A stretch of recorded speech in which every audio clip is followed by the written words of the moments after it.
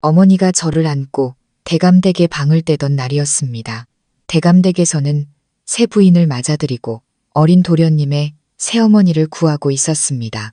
대감댁 문 앞에는 젊고 아름다운 교수들이 줄을 서서 대부인 마님의 눈에 들어 좋은 삶을 살게 되기를 기다리고 있었습니다.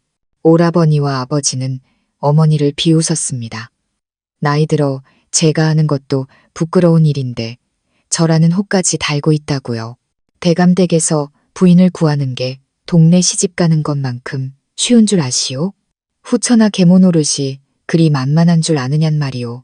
저는 제가 어머니의 재가의 짐이 된다는 것을 알고 숨이 넘어갈 듯 울었습니다. 어머니, 보가는 짐덩이에요. 보가는 신경 쓰지 마세요. 어머니는 몸을 낮춰 제 눈물을 닦아주며 다정하게 달래주셨습니다. 보가는 짐덩이가 아니야. 우리 보가는 어머니의 가장 소중한 보물이란다. 대감댁에 김마모님이 명부를 들고 오만하게 턱을 치켜들었습니다. 날카로운 눈이 불안에 떠는 교수들을 차갑게 훑었습니다. 그러다 제 눈물을 닦아주는 어머니의 다정한 모습을 보고는 알아차리지 못할 만큼 작게 고개를 끄덕였습니다. 저희도 명부에 올리거라. 어미다운 모습이 있구나. 하녀들이 공손하게 명부를 올리자 김마모님 앞에서는 누구 하나 흐트러진 모습을 보이지 않았습니다. 어여쁜 교수들도 조잘되지 못하고 모두 고개를 숙인 채 흠잡힐까 두려워했습니다. 옥색 치마를 입은 김마모님은 위엄 있는 공작처럼 명부를 넘겼습니다.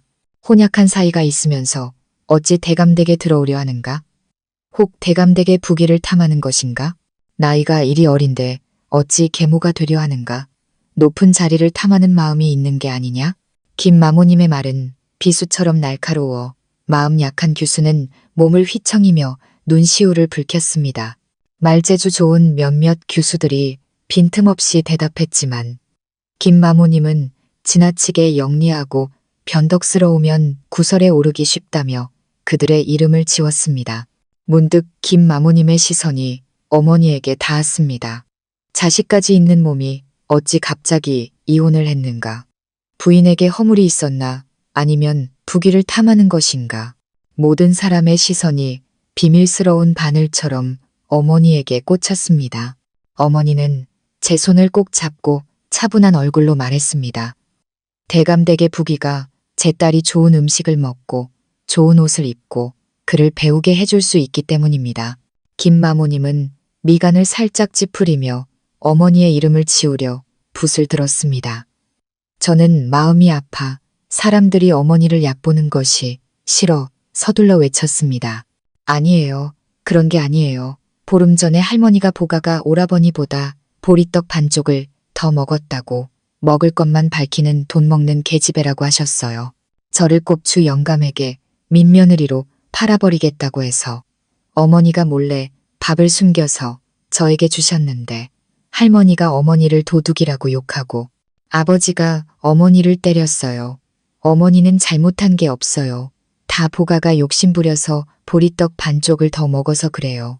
슬픔에 북받쳐 눈물을 닦을 겨를도 없이 저는 어머니를 위해 애원했습니다. 마모님, 우리 어머니는 정말 좋은 분이세요. 보가도 이제 말 잘 듣고 욕심부리지 않을게요. 김마모님의 붓은 먹물을 머금은 채 어머니의 이름 뒤에서 멈췄습니다. 지워야 할지 남겨야 할지 모르는 듯했습니다. 어머니는 김마모님의 망설임을 눈치채고 제 손을 살며시 잡아당겼습니다. 보가야, 마모님을 곤란하게 해드리면 안 된다. 결국 김마모님의 붓은 내려오지 않았습니다. 저는 아주 희미한 한숨 소리를 들었습니다. 마치 산들바람이 제 머리를 쓰다듬으며 저와 어머니를 안타까워하는 것 같았습니다. 고개를 들자 김마모님은 여전히 무표정했지만 저와 어머니의 이름이 적힌 명부를 옆에 하녀에게 건네며 나지막이 말했습니다. 대부인 마님께 아뢰고 사주단자를 보내 사주팔자를 맞춰보도록 해라. 그때 뒤쪽에 두꺼운 휘장이 걷히며 코를 찌르는 쓴 양내가 풍겨 나왔습니다. 휘장 뒤에서 어여쁜 아가씨 한 분이 한참 구경하다가 웃음을 터뜨렸습니다. 대부인 마님께서 약을 드시며 한나절이나 동정을 살피시더니 저를 내보내셨습니다. 집안일을 잘 돌보고 가문의 체면을 세울 만한 사람을 뽑으라 하셨거늘 김마모님은 어찌 대여섯 살짜리 아이까지 뽑으셨습니까? 어여쁜 아가씨는 손을 뻗어 제보를 꼬집고는 몸을 낮춰 저를 겁주었습니다. 김마모님의 규율 교육은 아주 무섭단다.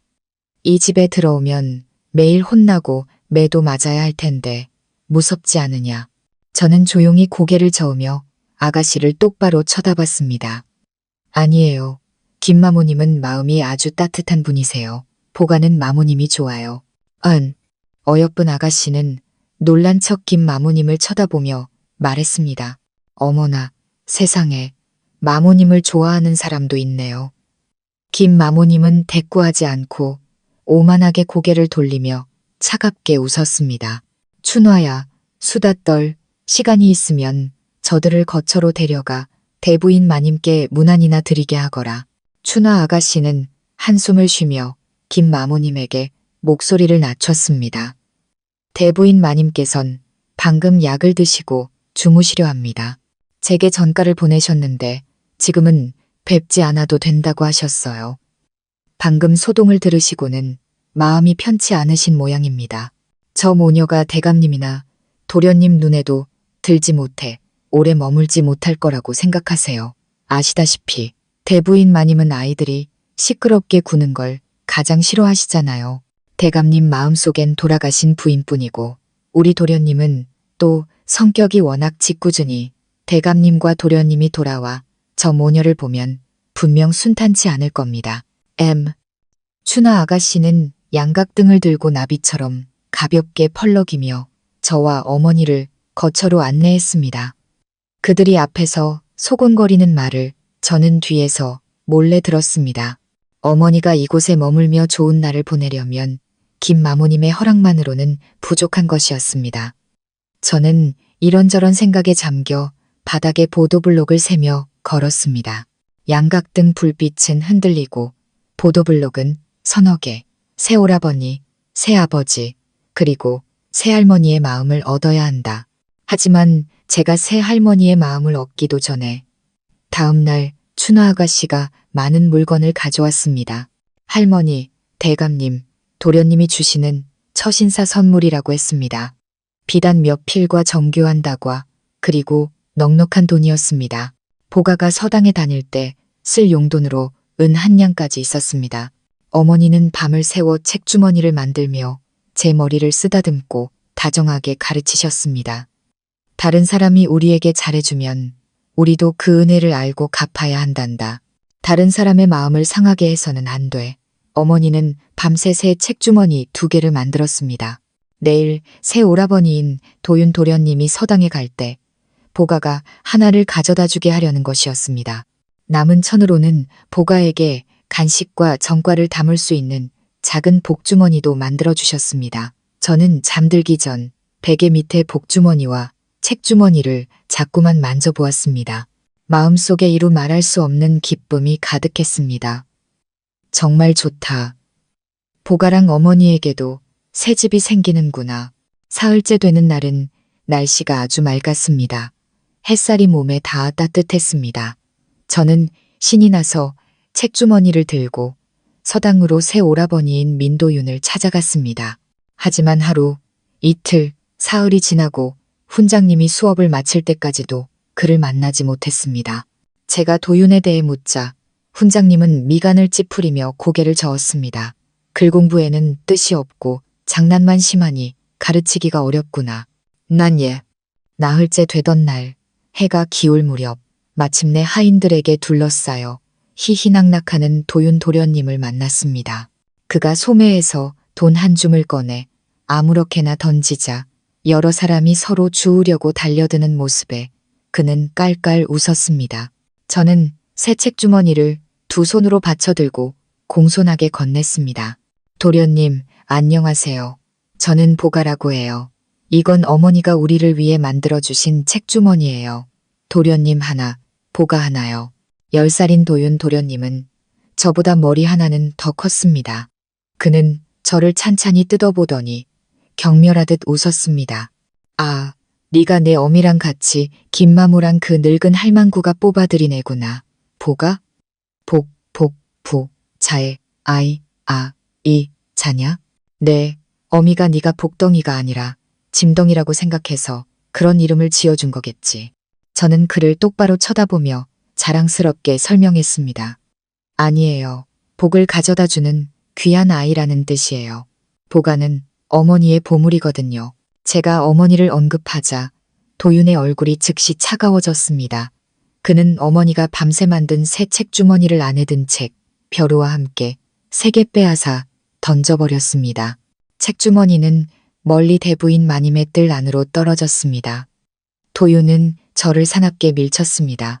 내 어미가 오기 전 7, 8년 동안에도 수많은 여자들이 부지런히 내게 옷이나 장신구를 만들어주고 탕약이나 다과를 바쳤지. 나를 친자식처럼 여기겠다고들 했어. 하지만 그건 다 작은 호의로 나를 매수해서 여기서 편히 살고 싶었던 것뿐이야. 내 어미에게 꿈도 꾸지 말라고 전해. 아버지는 나를 가장 아끼시거든. 아버지가 돌아오시면 너희들을 모두 쫓아내라고 말할 거다.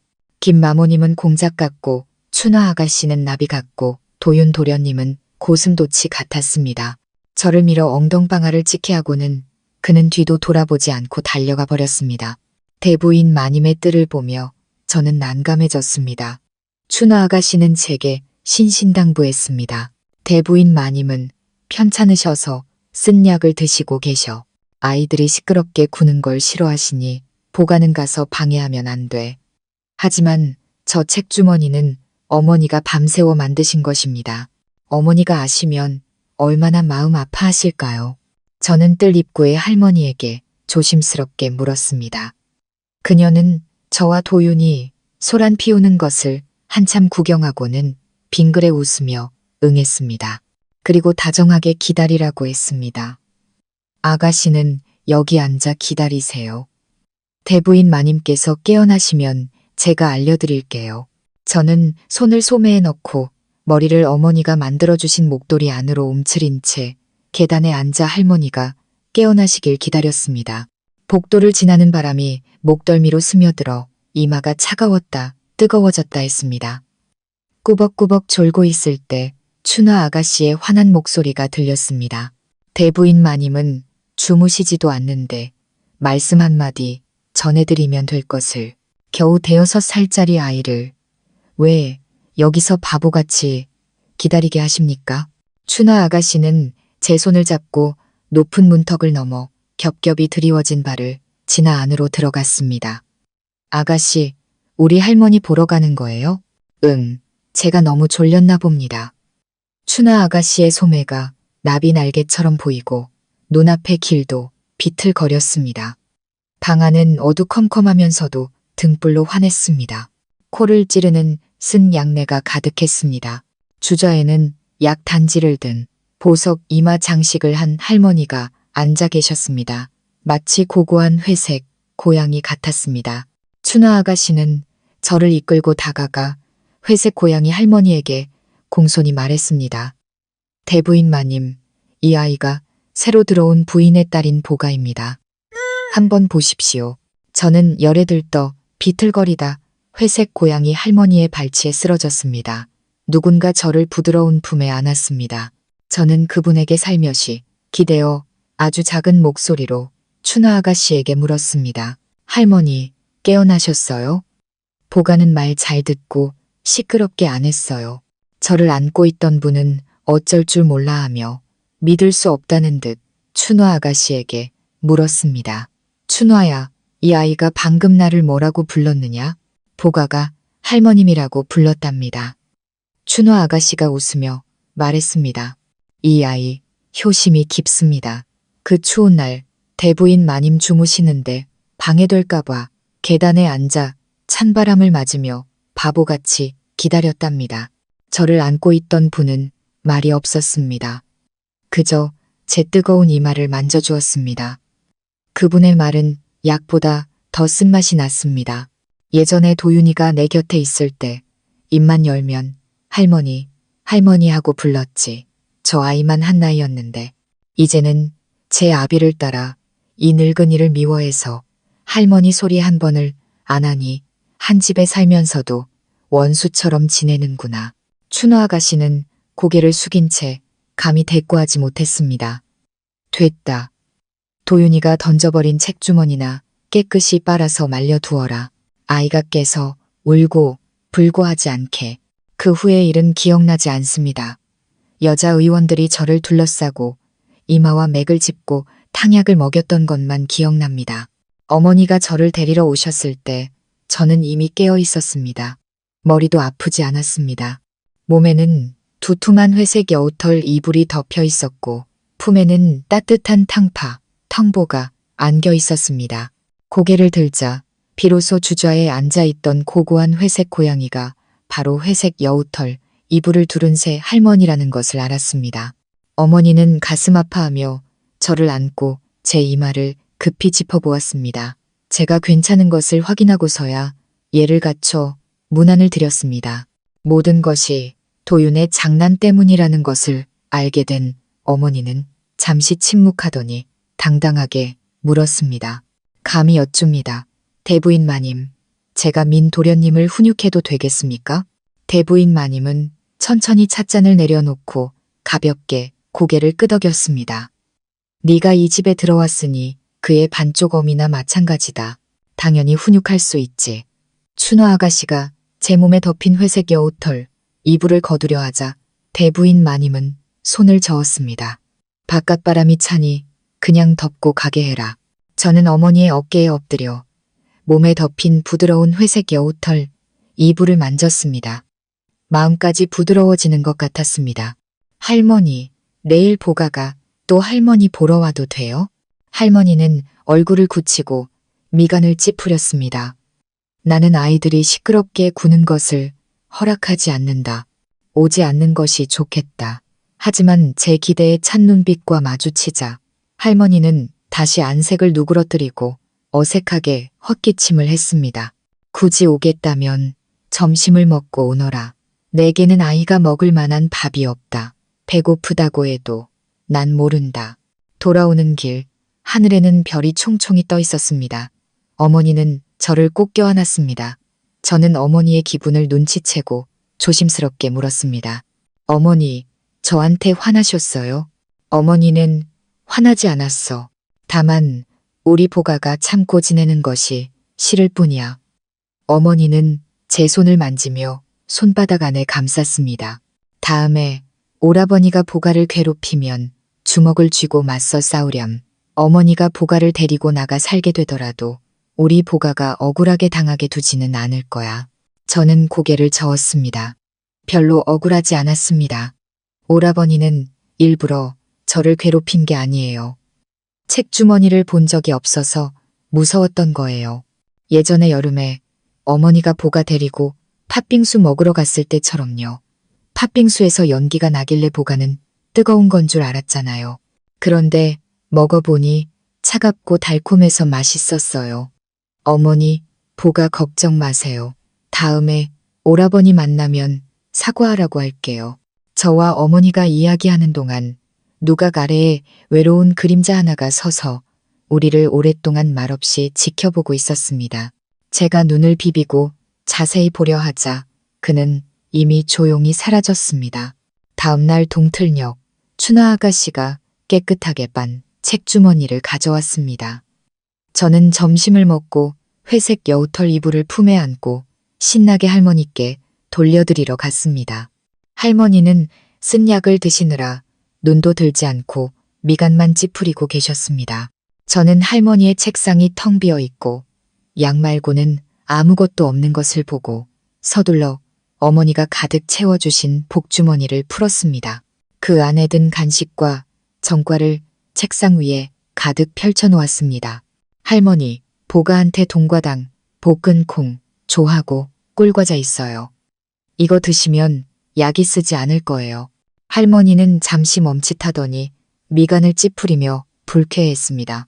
보니 내 어미도 너를 너무 오냐오냐 키우는구나. 어찌 어미가 저럴 수 있나. 저는 고개를 저으며 서둘러 설명했습니다. 아니에요. 내일이 보가 생일이라서 어머니가 맛있는 걸 많이 사주신 거예요. 다 먹지는 못하게 하셨어요. 보가가 할머니께서 쓴 약 드시는 게 생각나서 뭘 좋아하실지 몰라서 전부 다 가져온 거예요. 내일이 내 생일이라고?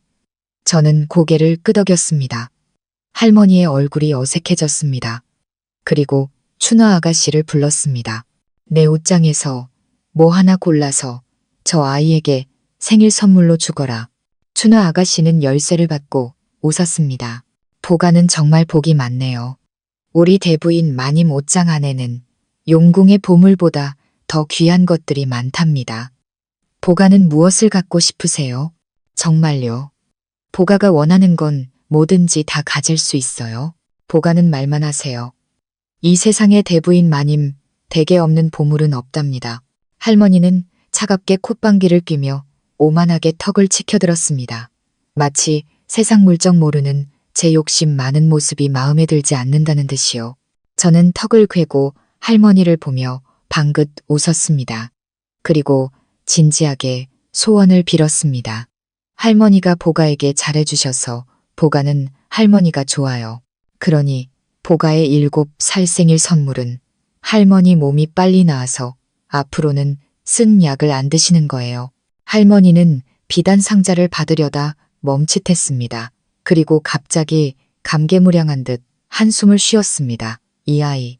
춘화 아가씨가 살짝 고개를 돌려 조용히 말했습니다. 둘째 아가씨는 효심이 깊고 동시합니다. 훈장님께서도 보가 아가씨가 글 공부를 열심히 한다고 칭찬하셨습니다. 할머니는 춘화 아가씨가 말하는 둘째 아가씨를 부정하지 않았습니다. 그저 쓸쓸하게 고개를 저을 뿐이었습니다.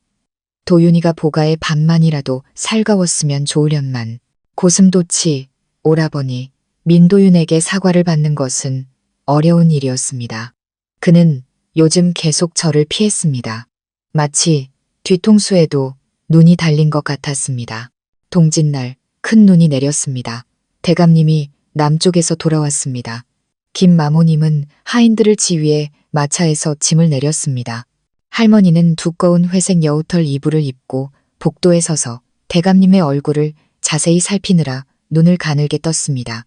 며칠 전 제가 할머니와 이야기할 때 할머니는 무심코 말씀하셨습니다. 대감님이 집을 떠난 지 여러 날인데 살이 빠졌을지 쪘을지 모르겠구나. 남쪽 음식이 입에 맞을는지. 하지만 막상 대감님을 보자 할머니는 한마디도 하지 않았습니다. 얼굴은 한겨울 처마 및 고드름보다 더 길고 차가웠습니다. 대감님은 몸이 아주 마르고 두꺼운 외투를 입은 채 품 안에 무언가를 소중히 감싸고 있었습니다.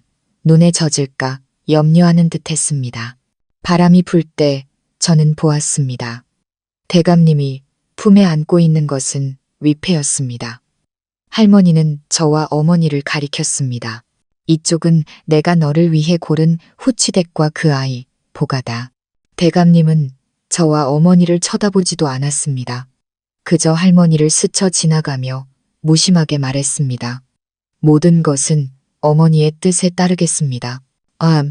도윤이 저를 뒤로 밀치고 앞으로 나서서 고개를 들고 불안하게 외쳤습니다. 아버지. 도윤이 부르는 소리를 듣고 대감님은 그저 그를 무심하게 흘끗 보고 고개를 끄덕였습니다. 아버지가 가려는 것을 보자 도윤은 다시 용기를 내어 뒤를 따르며 더듬거렸습니다. 아버지, 혹시 도윤이를 위해 특산물이나 선물을 사오셨습니까? 없다. 대감님은 훈장님을 위해 남쪽에서 동동주 2병을 가져오셨을 뿐이었습니다. 훈장님의 어머니가 직접 빚은 술이라고 했습니다. 저는 도윤의 눈이 점점 어두워지고 고개가 천천히 숙여지는 것을 보았습니다. 할머니는 도윤이 안쓰러워 지팡이로 땅을 치며 화를 냈습니다. 금용 짧은 계집 때문에 네가 나를 미워하고 도윤이를 미워한들 무슨 소용이 있느냐. 당시에 내가 마음에 들어 하지는 않았지만 결국 그 아이를 며느리로 받아들이는데 동의했다. 결코 구박하지도 않았어. 그 아이 스스로 복이 없어 도윤이를 낳다가 난산으로 죽은 것을. 눈이 조용히 처마에 쌓였습니다. 대감님은 눈밭에 홀로 선 기러기 같았습니다. 그는 돌아보며 비꼬는 듯 웃었습니다. 그리고 한자 한자 또박또박 말했습니다. 어머니, 유나라고 그 아이에게는 이름이 있습니다. 재능도 있었고요. 어머니는 단 한 번도 그 아이를 제대로 봐주지 않으셨지요. 그리고 도윤이에 관해서는 유나의 목숨과 바꿔야 하는 아이인 줄 알았다면 저는 차라리 낳지 않았을 겁니다. 눈은 말없이 내렸습니다. 대감님은 가버렸습니다. 뜰에는 할머니와 도윤만이 남아 마치 오래된 쓴 약처럼 보였습니다. 도윤은 고개를 숙여 눈을 닫고 아무 말 없이 달려나갔습니다. 제가 도윤을 찾았을 때 그는 아무도 없는 서재에 앉아 있었습니다. 서재에는 붉은 매와 한 병과 훈장님의 동동주 2병이 단정하게 놓여 있었습니다. 도윤은 그 동동주 2병을 보며 멍하니 있었습니다. 제가 문을 열고 들어오자 도윤은 희망에 찬 눈으로 돌아봤다가 저인 것을 보고는 차갑게 웃었습니다. 웬일이냐? 그 늙은 할망구에게 아첨하지 않고 나를 찾아온 이유는 뭐냐? 내 비참한 꼴을 보러 왔나? 저는 고개를 저으며 그의 상처를 건드리지 않으려고 조심스럽게 물었습니다. 곧 명절이라 어머니가 보가 데리고 장에 가신대요. 도윤 도련님도 가실 건지 물어보러 왔어요. 사고 싶은 거 있으세요? 장에 가면 다 있어요. 도윤의 얼굴에는 감동이 없었습니다. 오직 비웃음뿐이었습니다. 누가 너랑 내 어미처럼 가난해서 세상 물정 모르는 줄 아나. 지난번에 저를 밀치고 아직 사과도 하지 않았는데 이 무례한 말에 저는 다시 주먹을 쥐었습니다. 우리 어머니를 그렇게 말하지 마세요. 제가 화를 내자 도윤은 즐거워했습니다. 말할 거다, 말할 거야. 방금 우리 아버지가 내 어미를 쳐다보지도 않았잖아. 너희 모녀는 어서 꺼져버려. 저도 지지 않고 쏘아붙였습니다. 당신도 안 쳐다봤거든. 거봐, 이제 본색을 드러내는구나. 여우꼬리가 나왔어. 도윤이 벼루를 집어 제게 던지려 하자 저는 붓 한 줌을 잡아 그의 얼굴에 던졌습니다. 그가 제 얼굴을 세게 꼬집자 저는 그의 손을 세게 물었습니다. 저와 도윤은 서당에서 한데 엉켜 싸웠습니다. 갑자기 쨍그랑하는 소리가 들리고 달콤한 술 향기가 풍겼습니다. 서재는 난장판이 되었고 동동주 2병이 깨져 바닥에 흩어졌습니다. 도윤은 제 얼굴에서 손을 떼고 저도 그의 머리카락을 놓았습니다. 우리는 서로를 마주보며 갑자기 아무도 말을 하지 못했습니다. 문득 정신을 차린 도윤이 즉시 의기양양하게 웃었습니다. 보가야, 너 이제 큰일 났다. 매 맞을 거야. 왜 나만 맞아? 분명히 당신이 나를 밀어서 책장에 부딪힌 거잖아. 바보야. 내 어미는 우리 집안에 잘 보이려고 너만 때리고 나는 안 때릴걸. 우리 엄마가 당신을 안 때려도 당신 아버지가 때릴걸. 제 말을 듣고 도윤은 자조적으로 웃었습니다. 그분은 나한테 신경 안 써. 과연 대감님은 오지 않았습니다. 그는 도윤에게 신경 쓰려 하지 않았습니다. 어머니가 오셨을 때 도윤은 팔짱을 끼고 의기양양하게 저를 바라봤습니다. 서재에 엉망이 된 붓과 먹, 종이와 벼루, 바닥에 흐르는 동동주, 그리고 저와 도윤의 얼굴과 몸에 잔뜩 묻은 먹물 자국을 보고 어머니는 얼굴이 굳어졌습니다. 어머니는 몸을 낮추고 제게 물었습니다. 이거 보가가 한 거니? 보가가 했어요. 하지만 도련님도 반은 잘못했어요. 도윤은 어머니 뒤에서 저를 향해 의기양양하게 얼굴을 찡그렸습니다. 어머니는 돌아서서 훈장님의 회초리를 들었습니다. 그리고 도윤에게 물었습니다. 도윤아, 보가 말이 맞느냐? 억울하게 한 말은 없느냐? 도윤은 코웃음을 치며 아무렇지 않게 어깨를 으쓱했습니다. 내가 한 거면 어쩔 건데요. 어머니는 고개를 끄덕였습니다. 좋다. 보가야, 손 내밀어라. 회초리가 손바닥에 세게 떨어졌습니다. 도윤은 낄낄거리며 숫자를 세었습니다. 1, 2, 3, 히히. 보가 3대 맞았다. 하지만 그는 곧 웃을 수 없었습니다. 어머니가 저를 때린 후 돌아서서 도윤의 손을 잡고 열대를 세게 때렸기 때문입니다. 도윤은 매를 맞고 멍해져서 피할 생각조차 하지 못했습니다. 손바닥이 빨갛게 부어오르도록 열대를 고스란히 맞고도 그는 여전히 제 손을 보며 멍하니 서 있었습니다. 우리가 글자와 붓, 먹을 함부로 다루고 훈장님 어머니의 술을 함부로 버렸다. 어머니는 이번에 정말 크게 화가 났다. 복도 밖에서 반 시즌 동안 반성하고 무엇을 잘못했는지 깨달으면 나에게 와서 말하거라. 여전히 잘못을 모르는 사람은 저녁밥을 굶길 것이다. 저녁에는 눈이 그쳤습니다. 바람 한 점 없이 고요하고 하늘에는 맑은 달만 떠 있었습니다. 도윤은 평소의 짓궂은 성격을 버리고 오랫동안 서 있어도 한마디도 하지 않았습니다. 저는 그가 자기가 잘못한 게 없다고 생각하거나 아니면 머리가 나빠서 뭘 잘못했는지 모른다고 생각했습니다. 배가 고파진 저는 복도에 앉아 어머니가 꿰매주신 작은 복주머니에서 약과 2개를 꺼냈습니다. 어머니가 혼자만 먹고 남들이 쳐다보게 해서는 안 된다고 하신 말씀이 생각났습니다. 아까웠지만 약과 하나를 도윤 앞에서 흔들었습니다. 안 먹을 거지. 저는 그가 저를 무시하면 얼른 2개를 다 입에 넣어 후회할 기회도 주지 않을 생각으로 만반의 준비를 했습니다. 그런데 도윤이 제 약과를 받아들고 제 옆에 앉아 천천히 먹기 시작했습니다. 저는 뭔가 이상하다고 느꼈지만 딱히 꼬집어 말할 수는 없었습니다. 그저 오늘 밤에 도윤이 이상하게 느껴졌습니다. 마치 그 열대의 회초리가 머리에 맞은 것 같았습니다. 보가가 맞아본 경험에 따르면 맞을 때 손바닥에 힘을 꽉 주면 덜 아파. 도윤은 아무 말 없이 자신의 빨개진 손바닥만 멍하니 쳐다봤습니다. 한참을 보더니 갑자기 웃었습니다. 저는 경악하며 도윤을 쳐다봤습니다. 끝났다. 예, 맞아서 머리가 어떻게 됐나 봐. 하우씨. 도윤의 목소리는 아주 낮았습니다. 눈이 내리는 소리처럼 가벼웠습니다. 지금까지 아무도 나를 때린 적이 없었어. 그리고 아무도 내게 옳고 그름을 가르쳐 준 적도 없었지. 그 말이 제 마음을 시큰하게 했습니다. 그럼 예전에 그 아주머니들은 당신을 돌보지 않았어? 과거를 떠올리며 도윤은 웃었습니다. 그들은 대감대게 남고 싶어서 감히 나를 돌볼 생각도 못했지. 나를 때리는 건 더더욱 꿈도 못 꿨어. 한 번은 내가 그 여자 아들의 머리를 깨뜨렸는데도 자기 아들이 눈치가 없다고 욕하며 억지로 내게 사과하게 했어. 보가야, 내 어미는 어떤 사람이냐? 너한테 잘해주니? 아니면 못해주니? 속이면 안 돼. 저는 머리를 극적이며 뭐라고 말해야 할지 몰랐습니다. 어머니는 아주 좋아. 할머니가 보가에게 지어준 이름만 봐도 그래. 오라버니 이름은 철수고 내 이름은 보가야.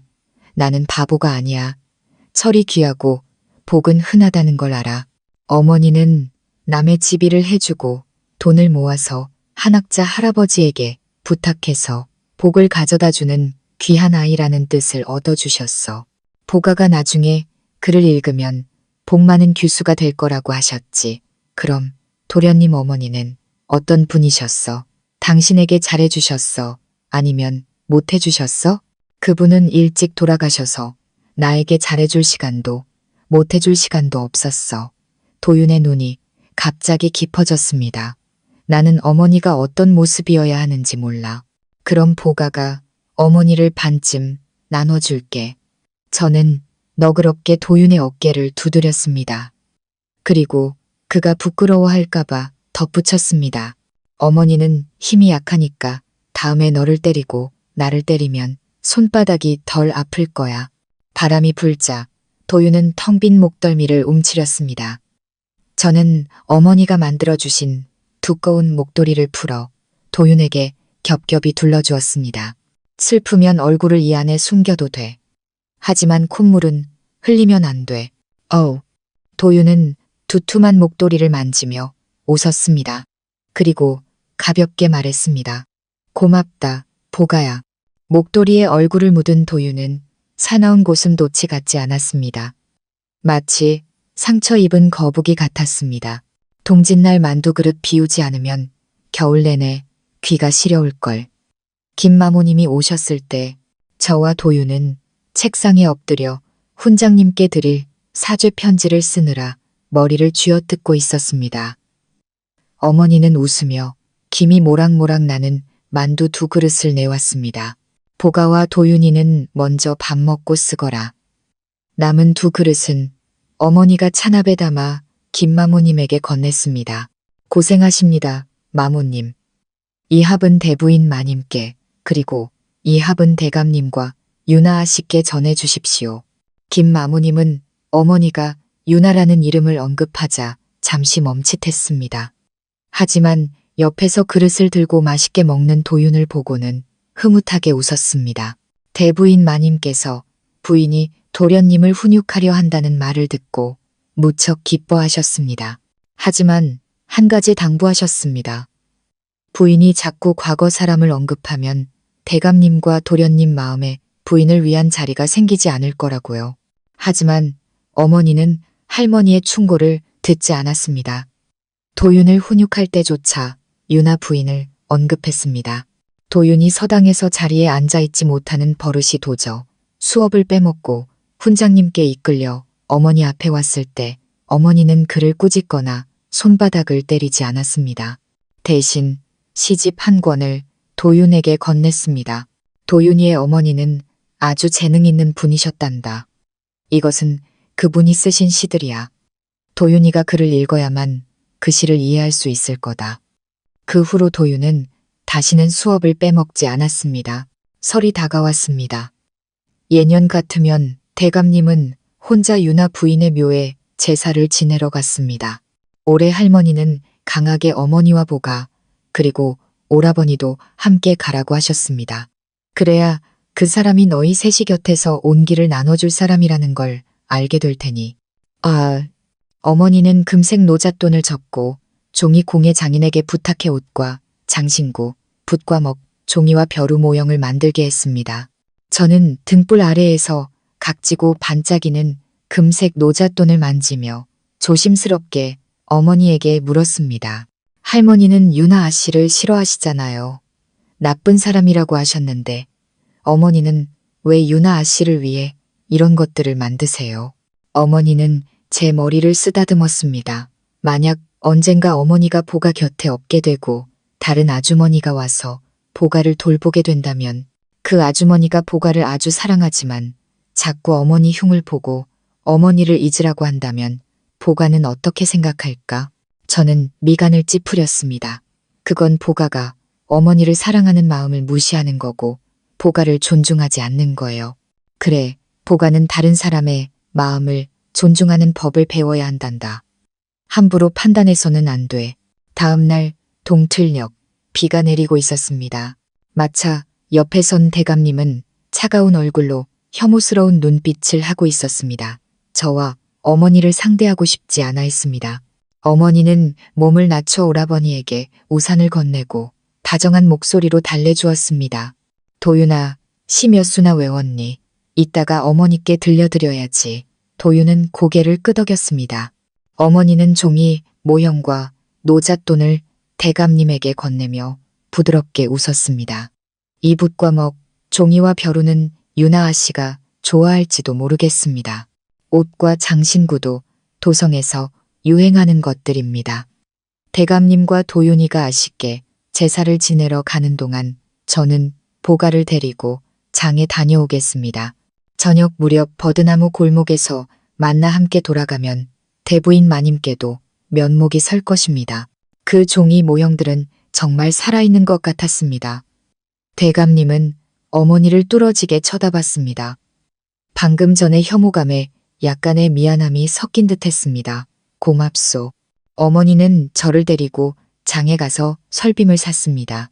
저는 모아둔 용돈으로 도윤 오라버니에게는 거북이 모양 엿을, 할머니에게는 쓴약과 함께 드실 전과를 샀습니다.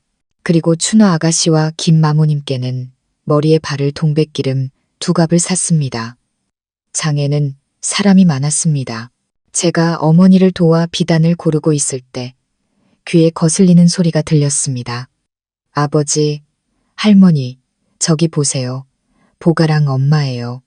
고개를 들자 가장 보기 싫은 사람인 철수 오라버니와 전 아버지, 전 할머니가 보였습니다.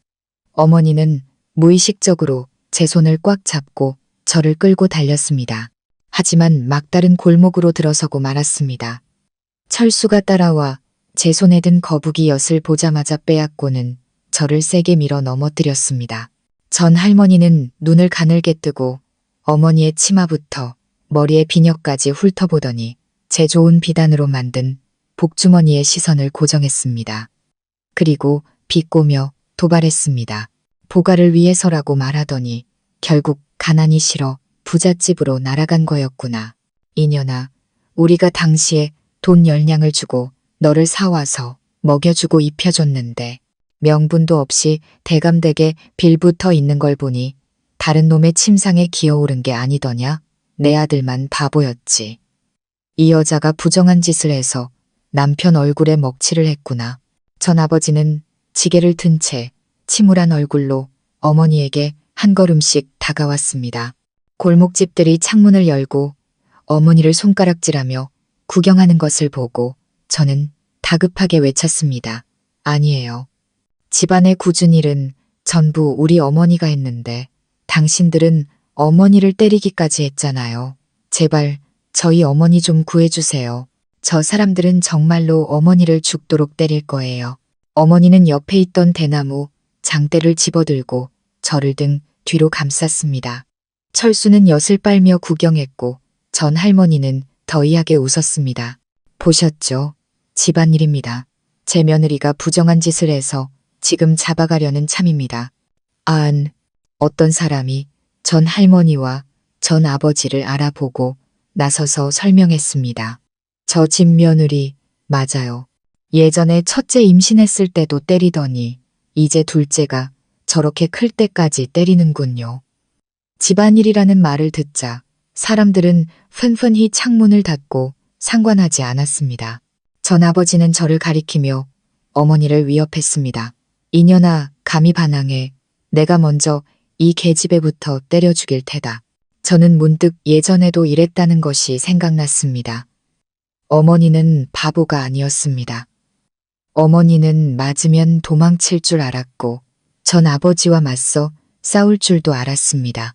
하지만 보가가 맞고 땅에 쓰러져 주먹과 발길질이 보가에게 쏟아지려는 것을 보자 어머니는 더 이상 도망치지 않았습니다.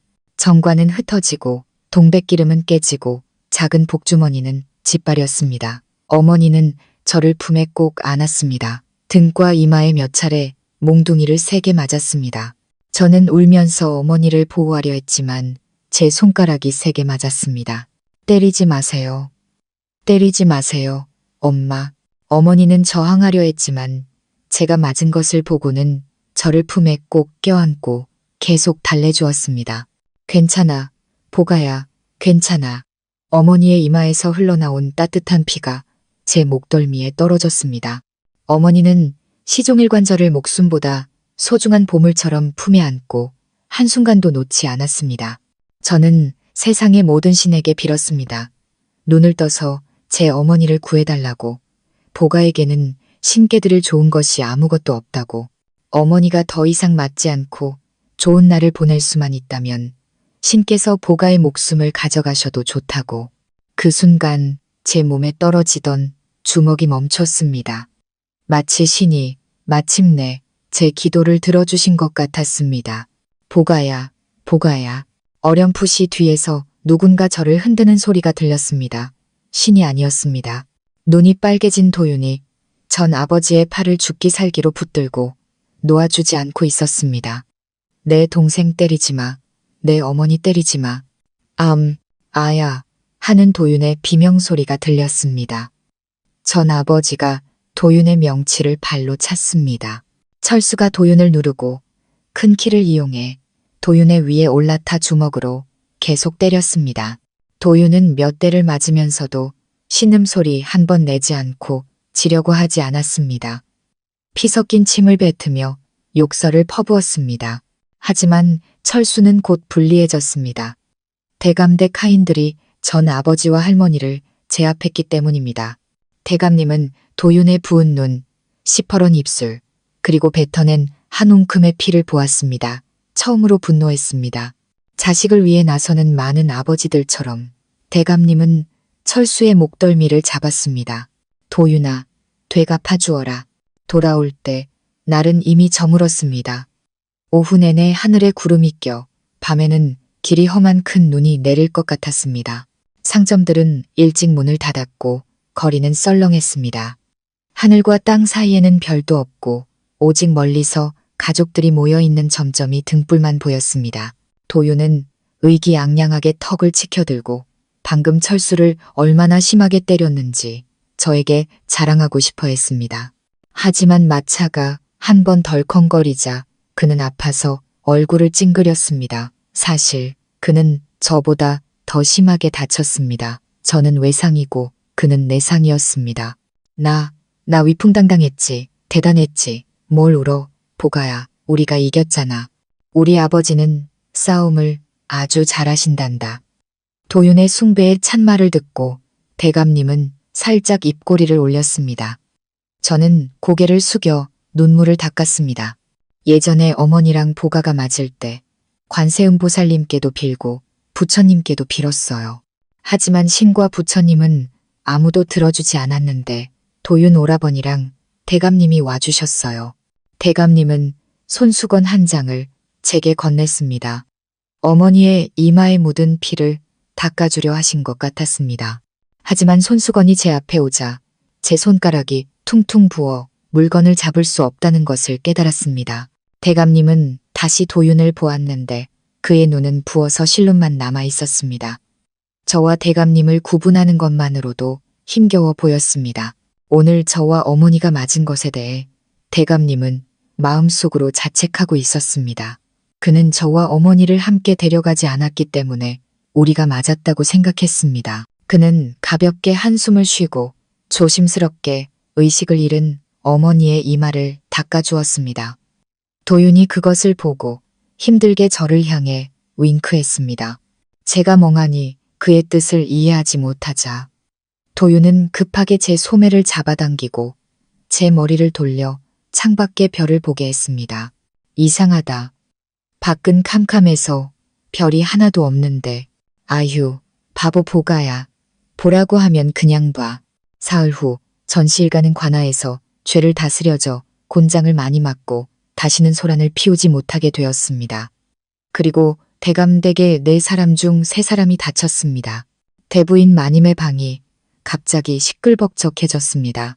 의원들이 평소에 대부인 마님방에 머물고 있어서 한 곳에 모여 있으니 의원들이 약과 식사를 돌보기 편했기 때문입니다. 보가가 요양하는 동안 어머니, 할머니, 오라버니 그리고 대감님이 자주 보가를 찾아와 이야기를 나눴습니다. 할머니는 제 머리를 쓰다듬으며 작은 목소리로 속삭였습니다. 보가야, 다른 사람한테는 말하지 마라. 할머니도 예전에 모질게 굴었던 거, 잘못했던 거 많이 후회하고 있단다. 너희가 다치고 나니 할머니 마음 한편으로는 조금 기쁘구나. 도윤이랑 보가가 할머니 곁에 있어주고 대감님도 자주 찾아오니 말이다. 오라버니는 과자를 쪼개 제게 주며 주위를 살피고 귓속말을 했습니다. 보가야, 다른 사람한테는 말하지 마. 사실 내 상처는 벌써 다 나았어. 그런데 아버지가 오실 때마다 일부러 아픈 척하고 소리를 질러. 그럼 아버지가 나를 많이 걱정하시거든. 새아버지는 어색하게 헛기침을 하며 목소리를 낮췄습니다. 보가야, 다른 사람한테는 말하지 마라. 내 어미가 어떤 사람인지 묻고 싶구나. 고생을 많이 했느냐. 도윤이와 너를 대하는데 차별은 없느냐. 어머니는 보가를 품에 안고 보가의 의견을 아주 중요하게 생각했습니다. 보가야, 다른 사람한테는 말하지 마. 어머니는 보가가 대감님을 어떻게 생각하는지 묻고 싶어. 보가는 대감님이 좋으니? 도윤이가 보가를 괴롭히지는 않았니? 할머니는 보가에게 잘해주시니? 보가는 마음속에 모두의 비밀을 많이 담아 보관하기가 힘들었습니다. 저는 궁금했습니다. 왜 비밀과 진심을 보가에게 맡기는 걸까요? 왜 직접 말하지 않는 걸까요? 이건 마치 보가의 복주머니에 든 약과 같았습니다. 계속 먹지 않으면 상해버릴 텐데요. 섣달금음날 온 가족이 모이는 날이었습니다. 가족 모두가 둘러앉았습니다. 음악과 춤소리 외에는 모두들 머리를 숙이고 밥만 먹으며 어색하게 한마디도 하지 않았습니다. 도윤은 맛있게 밥을 먹다가 제가 머리를 숙이고 밥그릇을 아는 채 겨우 두어 숟갈 뜨는 것을 보고 물었습니다. 보가야, 아프니? 평소에는 아기 돼지처럼 잘 먹잖아. 저는 먹고 싶었지만 마음속에 모두의 비밀을 너무 많이 담아서 배가 불러 밥을 먹을 수가 없었습니다. 꿀을 바른 돼지갈비가 너무나도 먹음직스러워 저는 걱정스럽게 쳐다보며 조심스럽게 물었습니다. 보가가 묻고 싶은 게 있는데요. 우리 이렇게 있으면 가족 맞아요? 오라버니, 어머니, 대감님, 그리고 할머니가 이구동성으로 말했습니다. 당연히 가족이지. 가족은 남이 아닌 거죠. 친한 사람이죠. 당연히 남이 아니지. 당연히 친한 사람이지. 그 말에 저는 크게 안도의 한숨을 쉬었습니다. 남이 아니라면 보가가 약속을 어긴 게 아니니까요. 저는 오라버니부터 할머니까지 차례로 손가락으로 가리켰습니다. 오라버니 상처는 많이 나았어요.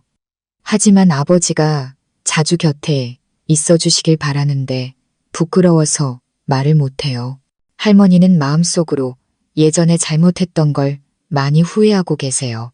대감님과 도윤이에게 사과하고 싶어 하시고 우리 가족이 다 같이 화목하게 더 이상 서로 화내지 않고 지내길 바라세요.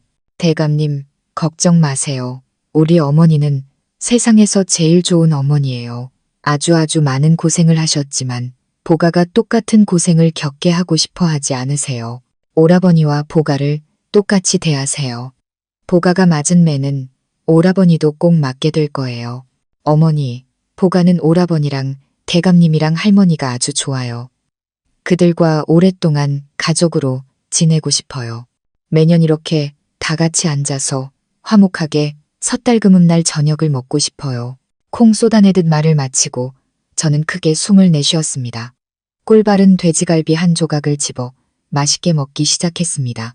문득 고개를 들자 모두들 얼굴이 빨개져 말을 하지 않았습니다. 양고기를 굽는 지글지글 소리가 들릴 정도로 조용했습니다. 모두들 어색하게 젓가락을 들고 제 밥그릇에 반찬을 마구 집어주었습니다. 밥그릇은 작은 산처럼 가득 쌓였습니다. 마치 작은 설날에 부뚜막 신에게 바치는 달고 끈적한 과자 같았습니다. 입에 붙어서 남의 험담을 하지 못하게 하려는 것처럼요.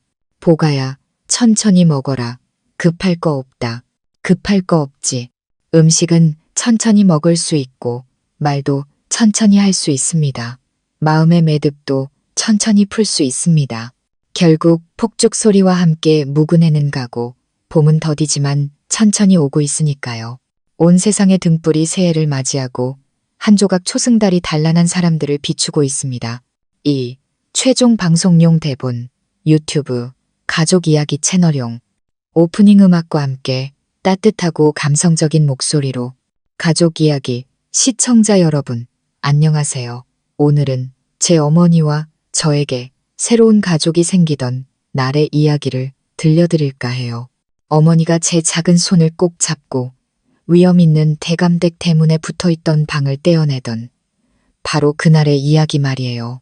대감댁에서는 돌아가신 첫 부인을 대신할 새 부인과 어린 도련님의 새어머니를 구하고 있었답니다. 대문 앞에는 비단 옷을 차려입은 어여쁜 규수들이 가득했어요. 모두 대부인 마님의 눈에 들어 이 큰 기와 집의 안주인이 되기를 꿈꾸고 있었죠. 그 모습을 보며 오라버니와 아버지는 어머니를 비웃었어요. 나이 들어 제가 하는 것도 우스운데 저 혹까지 달고서 대감댁 문턱이 그리도 낮은 줄 아나? 계모 노릇이 얼마나 무서운 건지도 모르고 저는 그 말이 비수처럼 밝혔어요. 제가 어머니의 발목을 잡는 짐덩이라는 생각에 숨이 꼴깍 넘어갈 듯 울음을 터뜨렸죠. 어머니, 보가는 짐덩이에요. 보가는 두고 가세요. 그러자 어머니는 가만히 쪼그려 앉아 제 눈물을 닦아주시며 속삭였어요. 아니야. 우리 보가는 짐덩이가 아니야. 세상 무엇과도 바꿀 수 없는 어머니의 가장 소중한 보물이란다. 그때 대감댁의 살림을 총괄하는 김마모님이 명부를 들고 나타났어요. 오만한 턱, 날카로운 눈빛으로 규수들을 차갑게 훑어보았죠. 모두가 숨을 죽였어요. 그러다 제 눈물을 닦아주는 어머니의 다정한 모습을 보시곤 아주 작게 고개를 끄덕이셨어요. 저희도 명부에 올려라. 어미다운 구석이 있구나. 하녀들이 공손히 명부를 올리자 규수들은 숨소리 하나 내지 못했어요. 옥색 치마를 입은 김마모님은 마치 위험 있는 공작처럼 한 명 한 명 날카롭게 심사했죠. 이미 혼약한 몸으로 어찌 이곳에 왔는가? 부귀를 탐하는 게지? 이리 어린 나이에 계모가 되겠다고? 필시 다른 꿍꿍이가 있는 게 아니냐? 김마모님의 말은 어찌나 날카로운지 몇몇 규수는 얼굴이 새하얘지며 눈물까지 글썽였어요. 똑 부러지게 대답하는 규수도 있었지만 김마모님은 지나치게 영리하면 구설에 오르기 쉽다며 가차없이 이름을 지워버렸죠. 문득 그 시선이 제 어머니에게 멎었어요. 자식까지 있는 몸이 어찌 갑자기 이혼했는가? 부인에게 큰 허물이 있었나? 아니면 그저 부귀를 탐하는 것인가? 모든 시선이 바늘처럼 어머니에게 날아와 밝혔어요. 어머니는 제 손을 더욱 꽉 잡으시곤 조금도 흔들림 없이 대답하셨죠. 대감댁의 부귀가 제 딸아이에게 따뜻한 밥과 좋은 옷, 그리고 그를 배울 기회를 줄 수 있기 때문입니다. 김마모님은 미간을 살짝 찌푸리며 붓을 들었어요. 어머니의 이름을 지우려는 순간이었죠. 저는 마음이 철렁 내려앉아 사람들이 어머니를 오해하는 게 싫어 소리쳤어요. 아니에요. 그게 아니에요. 보름 전에 할머니가 보가가 오라버니보다 보리떡 반쪽을 더 먹었다고 돈만 축내는 계집애라면서 저를 꼽추 영감댁에 팔아버리겠다고 했어요. 그래서 어머니가 몰래 밥을 숨겨 저를 먹였는데 그걸 보고 할머니는 도둑이라 욕하고 아버지는 어머니를 때렸어요. 우리 어머니는 잘못 없어요. 다 보가가 욕심부려서 그런 거예요. 아이, 저는 슬픔에 북받쳐 울면서 애원했어요. 마모님, 우리 어머니는 정말 좋은 분이세요. 보가도 이제 욕심 안 부릴게요. 네? 먹물을 머금은 김마모님의 붓이 어머니의 이름 위에서 허공을 맴돌았어요. 어머니는 그런 마모님의 마음을 읽으셨는지 제 손을 살며시 잡아당기셨죠. 보가야, 마모님을 곤란하게 하면 못 쓴다. 결국 붓은 내려오지 않았어요. 대신 아주 희미한 한숨소리가 들렸죠. 마치 따스한 바람이 제 머리를 쓰다듬으며 우리 모녀를 안타까워하는 것만 같았어요. 김마모님은 여전히 무표정했지만 하녀에게 명부를 건네며 나지막이 말했어요. 대부인 마님께 아뢰고 사주단자를 보내 궁합을 보도록 해라. 바로 그때 뒤쪽 휘장이 거치며 코를 찌르는 쓴 양내가 확 풍겨 나왔어요. 휘장 뒤에서 어여쁜 아가씨 한 분이 붓 웃음을 터뜨리며 나타났죠. 대부인 마님께서 약을 드시며 한나절이나 밖을 살피시더니 저를 보내셨습니다.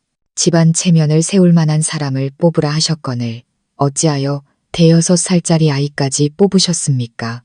마모님, 그 아가씨는 제 볼을 살짝 꼬집으며 겁을 줬어요. 김마모님의 규율 교육은 아주 무섭단다. 매일 혼나고 매도 맞아야 할 텐데 괜찮겠니? 저는 고개를 저으며 아가씨를 똑바로 쳐다봤어요. 아니에요. 김마모님은 마음이 아주 따뜻하세요. 보가는 마모님이 좋아요. 아가씨는 놀란 척 눈을 동그랗게 떴죠. 어머나, 세상에 마모님을 좋아하는 사람도 있네요. 김마모님은 그저 오만하게 고개를 돌릴 뿐이었어요. 춘화야, 수다 떨 시간 있으면 저들을 대부인 마님께 데려가 문안이나 드리게 해라. 춘화 아가씨는 한숨을 쉬며 목소리를 낮췄어요. 대부인 마님께선 방금 약을 드시고 막 잠자리에 드셨습니다. 지금은 뵙지 않아도 된다고. 저 모녀가 대감님이나 도련님 눈에 들지 못해 오래 머물지 못할 거라 생각하세요. 아시다시피 마님은 아이들 시끄러운 걸 가장 싫어하시잖아요. 대감님 마음엔 오직 돌아가신 부인뿐이고 우리 도련님은 또 얼마나 짓궂으신데요.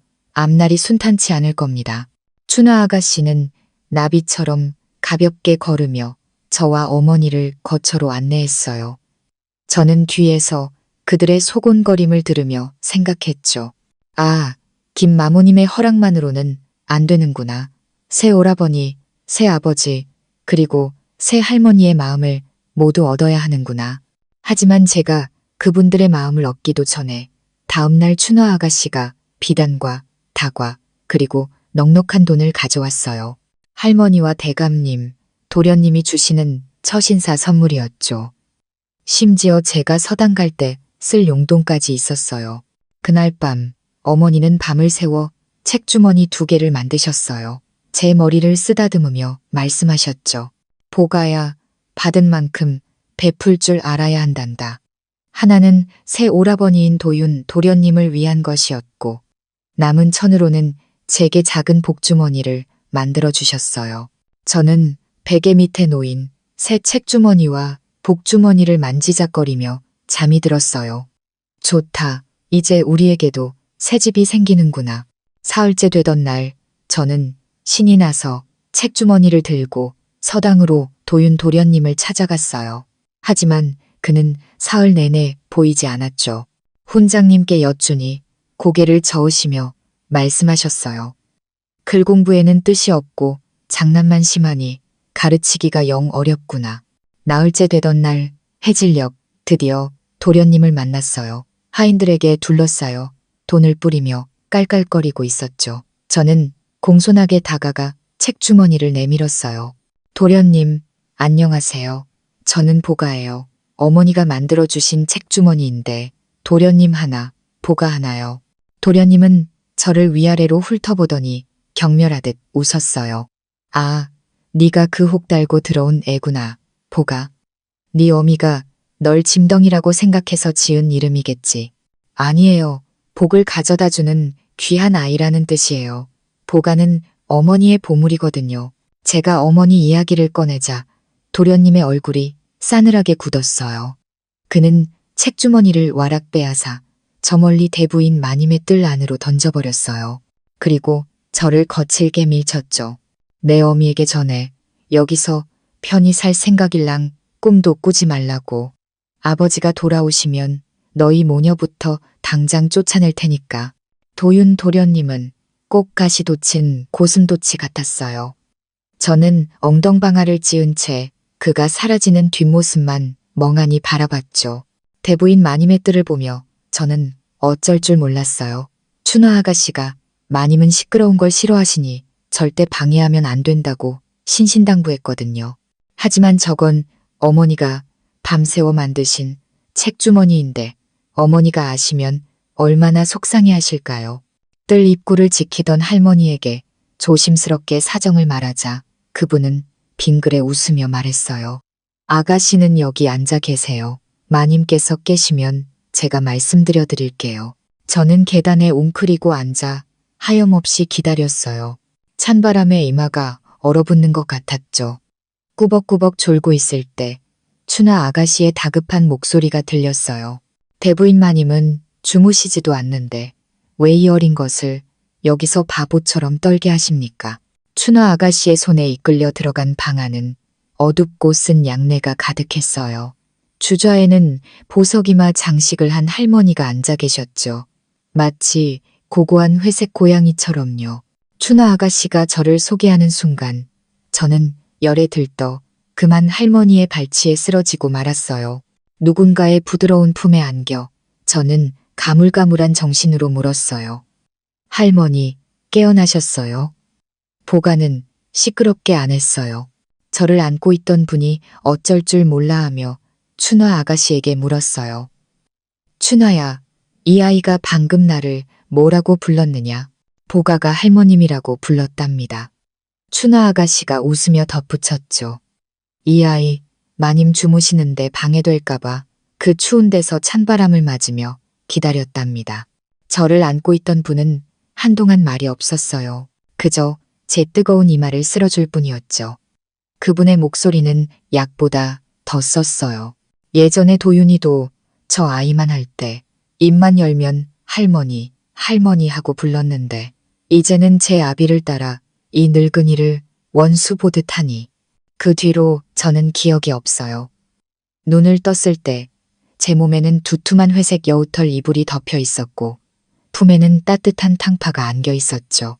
고개를 들어보니 저를 안고 있던 분은 바로 그 고고한 회색 고양이 새할머니였어요. 어머니는 제가 도윤의 장난 때문에 아팠다는 걸 아시고는 할머니께 당당하게 여쭈었어요. 대부인 마님, 제가 민도련님을 훈육해도 되겠습니까? 할머니는 천천히 고개를 끄덕이셨죠. 네가 이 집에 들어온 이상 그의 반쪽 어미나 다름없으니 당연히 그리해야지. 그리고 춘화 아가씨가 이불을 거두려 하자 손을 저으셨어요. 바깥바람이 차니 그냥 덮고 가게 해라. 저는 어머니 어깨에 기대어 부드러운 여우털 이불에 온기를 느꼈어요. 마음까지 따뜻해지는 것 같았죠. 할머니, 내일 또 놀러 와도 돼요? 할머니는 얼굴을 굳히셨어요. 나는 아이들 시끄러운 거 싫다. 오지 마라. 하지만 제 기대에 찬 눈빛을 보시곤 어색하게 헛기침을 하셨죠. 굳이 오겠다면 점심은 먹고 오너라. 아이 먹을 밥은 없으니 배고프다고 해도 난 모른다. 돌아오는 길 어머니는 제게 화난 게 아니라 제가 억울하게 당하는 게 싫다고 하셨어요. 다음에 오라버니가 또 괴롭히면 맞서 싸우렴.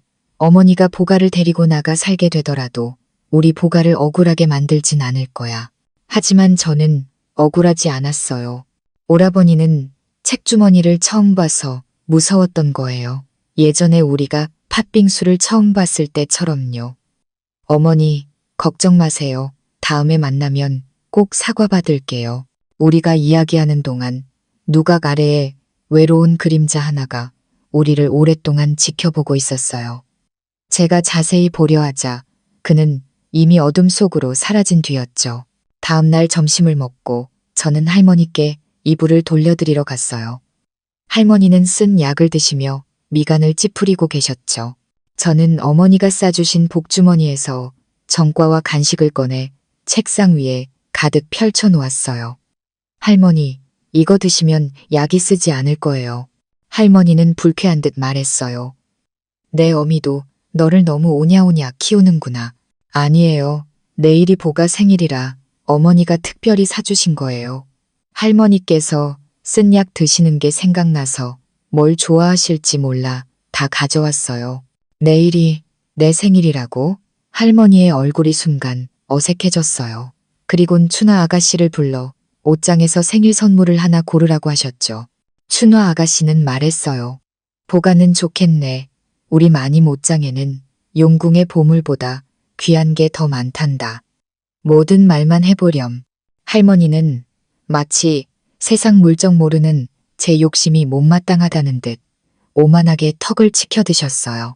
저는 턱을 괸고 할머니를 보며 방긋 웃었어요. 그리고 제 소원을 말했죠. 제 7살 생일 선물은 할머니 몸이 빨리 나아서 다시는 쓴 약을 드시지 않는 거예요. 할머니는 순간 숨을 멈추셨어요. 그리고 감개무량한 듯 한숨을 쉬셨죠. 이 아이 참. 춘화 아가씨는 조용히 말했어요. 둘째 아가씨는 효심이 깊어 훈장님께서도 칭찬이 자자하십니다. 할머니는 둘째 아가씨라는 말을 부정하지 않으셨어요. 그저 쓸쓸하게 고개를 저으셨죠. 도윤이가 보가의 반만이라도 닮았으면 고슴도치 오라버니에게 사과를 받는 건 정말 어려운 일이었어요. 그는 요즘 뒤통수에 눈이라도 달린 듯 저를 피해 다녔죠. 동짓날 큰 눈과 함께 대감님이 돌아오셨어요. 할머니는 복도에 서서 먼 길을 돌아온 아들의 얼굴을 애틋하게 살폈죠. 하지만 막상 대감님을 보자 할머니의 얼굴은 한겨울 고드름처럼 차갑게 굳어버렸어요.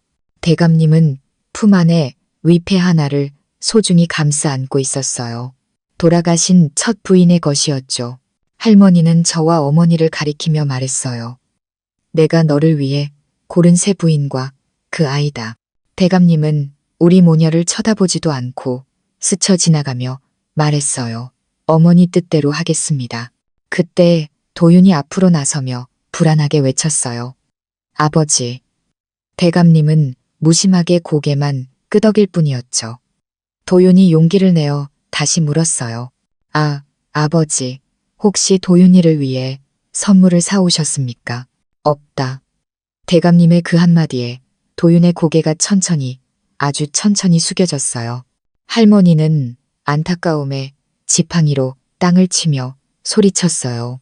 그명 짧은 계집 때문에 언제까지 나를 그리고 네 아들 도윤이를 미워할 것이냐.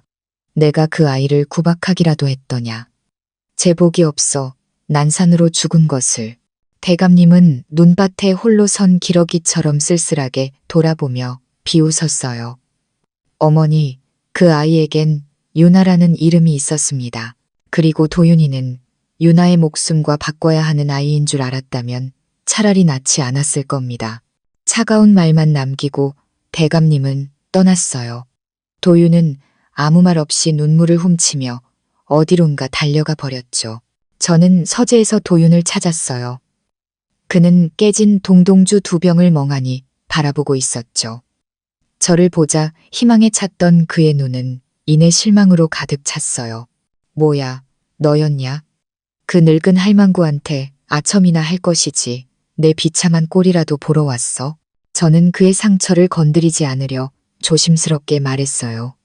어머니가 장에 가신대요. 도련님도 같이 가실래요? 사고 싶은 거 있으면 다 살 수 있어요. 누가 너희처럼 가난뱅이인 줄 아나. 그의 무례한 말에 저도 그만 화가 나고 말았어요. 우리 어머니 그렇게 말하지 마세요. 말할 거다. 아까 우리 아버지가 내 어미를 쳐다보지도 않았잖아. 당장 꺼져. 당신도 안 쳐다봤거든. 우리는 한데 엉켜 싸우기 시작했어요. 제가 그의 얼굴에 붓을 던지면 그는 제 볼을 꼬집었고 저는 그의 손을 세게 물었죠. 그러다 쨍그랑하는 소리와 함께 달콤한 술 향기가 방 안에 가득 퍼졌어요. 훈장님께 드릴 동동주 2병이 깨져버린 거예요. 정신을 차린 도윤이 의기양양하게 웃었어요. 보가야, 너 이제 큰일 났다. 매 맞을 거야. 왜 나만 맞아요? 도련님이 밀어서 그런 거잖아요. 바보야. 내 어미는 우리 집안에 잘 보이려고 너만 때릴걸. 우리 엄마가 안 때리면 당신 아버지가 때릴걸. 그러자 도윤이 자조적으로 웃었어요. 그분은 나한테 신경 안 써. 과연 대감님은 오지 않았어요. 어머니가 오셨죠. 어머니는 난장판이 된 서재와 먹물 범벅이 된 우리를 보고 얼굴이 굳어졌어요. 그리고 제게 물으셨죠. 보가야, 네가 한 거니? 네. 하지만 도련님도 잘못했어요. 어머니는 훈장님의 회초리를 들고 도윤에게 물었어요. 도윤아, 보가 말이 맞느냐? 도윤은 코웃음을 치며 어깨를 으쓱했어요. 내가 한 거면 어쩔 건데요. 좋다, 보가야. 손 내밀어라. 회초리가 제 손바닥에 떨어졌어요. 하나, 둘, 셋. 도윤은 낄낄거리며 숫자를 셌죠. 하지만 그의 웃음은 오래 가지 못했어요. 어머니가 저를 때린 후 돌아서서 도윤의 손을 잡고 10대를 세게 때렸으니까요. 도윤은 멍하니 자신의 빨개진 손바닥만 내려다봤어요. 어머니는 정말 크게 화가 나셨어요. 우리 둘을 복도에 세워두고 잘못을 깨달을 때까지 반성하라고 하셨죠. 저녁밥도 굶기겠다고요. 저녁이 되자 저는 배가 고파 복주머니에서 약과를 꺼냈어요. 그리고 도윤 앞에서 흔들었죠. 안 먹을 거죠. 그런데 뜻밖에도 도윤이 약과를 받아들고 제 옆에 앉아 먹기 시작했어요. 그러더니 빨개진 손바닥을 보며 혼잣말처럼 중얼거렸어요. 지금까지 아무도 나를 때린 적이 없었어. 그리고 아무도 내게 옳고 그름을 가르쳐 주지도 않았지. 그 말이 어쩐지 슬프게 들렸어요. 그럼 도련님 어머니는 어떤 분이셨어요? 일찍 돌아가셔서 잘해줄 시간도 못해줄 시간도 없었어. 나는 어머니가 어떤 모습이어야 하는지 몰라. 저는 너그럽게 말했어요. 그럼 보가가 우리 어머니 반쯤 나눠줄게요. 그리고 어머니가 만들어주신 목도리를 풀어 그의 목에 둘러주었죠. 슬프면 여기에 얼굴을 숨겨도 돼요. 대신 콧물은 흘리면 안 돼요. 도윤은 목도리를 만지며 처음으로 웃었어요. 그리고 아주 작게 속삭였죠. 고맙다, 보가야. 목도리에 얼굴을 묻은 도윤은 더 이상 사나운 고슴도치가 아니었어요. 마치 상처 입은 거북이 같았죠. 그날 밤 김마모님이 찾아왔을 때 우리는 훈장님께 드릴 사죄 편지를 쓰고 있었어요. 어머니는 김이 모락모락 나는 만두를 내오셨죠. 그리고 찬압 2개를 김마모님께 건넸어요. 이건 대부인 마님께, 그리고 이건 대감님과 유나아 씨께 전해주십시오. 무한. 김마모님은 어머니가 돌아가신 부인의 이름을 언급하자 잠시 놀랐지만 이내 흐뭇하게 웃었어요. 대부인 마님께서 부인이 도련님을 훈육하려 한다는 말에 무척 기뻐하셨습니다. 하지만 자꾸 과거 사람을 언급하면 대감님과 도련님 마음에 부인을 위한 자리가 생기지 않을 거라고 걱정하셨습니다. 하지만 어머니는 할머니의 충고를 듣지 않았어요. 도윤이 수업을 빼먹었을 때 어머니는 그를 꾸짖는 대신 시집 한 권을 건넸죠. 이건 내 어머니께서 쓰신 시란다. 글을 배워야만 내 어머니의 마음을 이해할 수 있을 거야. 그 후로 도윤은 다시는 수업을 빼먹지 않았어요. 설이 다가오고 할머니는 우리 모녀와 도윤도 함께 유나 부인의 묘에 가라고 하셨어요. 어머니는 정성껏 제사에 쓸 물건들을 준비했죠. 제가 물었어요. 할머니는 유나 아씨를 싫어하시는데 왜 어머니는 이렇게까지 하세요? 어머니는 제 머리를 쓰다듬으며 말했어요. 보가야, 다른 사람의 마음을 함부로 판단해선 안 된단다. 그 마음을 존중하는 법을 배워야 해. 다음 날 대감님은 우리 모녀를 혐오스럽다는 듯 쳐다봤어요. 어머니는 개의치 않고 도윤에게 우산을 건네고 대감님께 제수용품을 건네며 부드럽게 웃었죠. 저희는 장에 다녀오겠습니다. 저녁에 버드나무 골목에서 뵙지요. 그 모습에 대감님의 차가운 눈빛이 아주 조금 흔들리는 것 같았어요. 하지만 장에서 우리는 가장 만나고 싶지 않은 사람들을 만나고 말았어요. 전 아버지와 할머니, 그리고 철수 오라버니였죠. 그들은 어머니를 보자마자 온갖 막말을 퍼부으며 행패를 부렸어요. 가난이 싫어 부잣집으로 날아간 거였구나. 이 부정한 것. 전 아버지가 어머니에게 손을 대려는 순간 저는 비명을 지르며 막아섰어요. 아니에요. 우리 엄마 때리지 마세요. 그러자 그들은 집안일이라며 구경하던 사람들의 창문을 닫게 만들었어요. 그리고는 저를 인질 삼아 어머니를 위협했죠.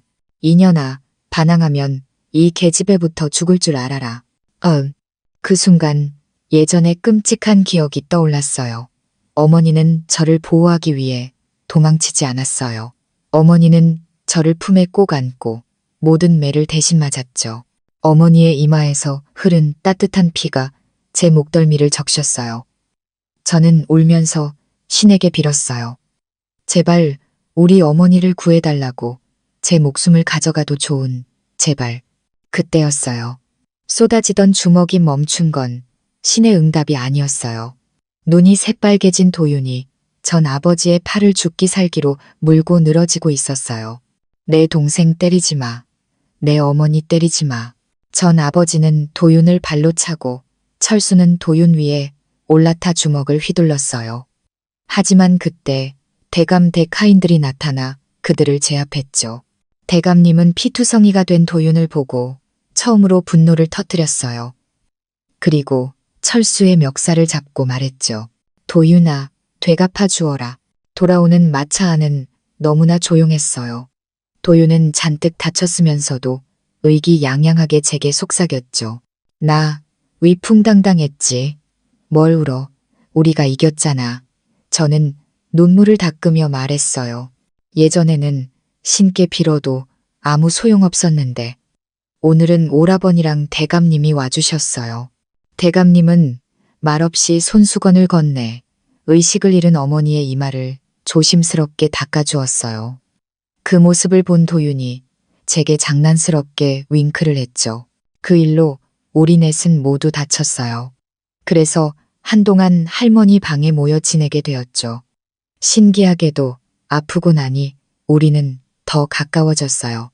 모두들 제게 와서 다른 사람에게는 말하지 말라며 자기 마음속 비밀을 털어놓기 시작했어요.